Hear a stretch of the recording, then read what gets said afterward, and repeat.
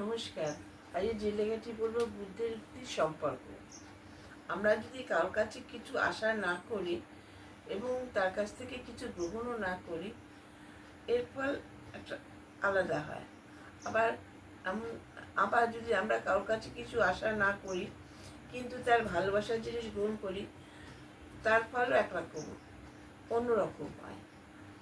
এই এবং যে ভালোবাসার জিনিস গ্রহণ করে না সে নির্লিপ্ত, সে দিতেও জানে না, নিতেও জানে না। আবার যে ভালোবাসার জিনিস গ্রহণ করে সে পরে তাকে কিছু দিতেও পারে। এর ফলে কি হয়, তার সাথে একটা সম্পর্ক তৈরি হয়।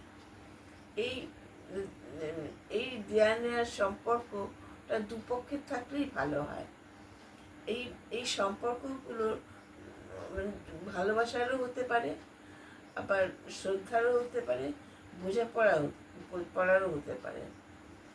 এর ফলে সম্পর্কগুলো ঠিক মতন বজায় থাকে।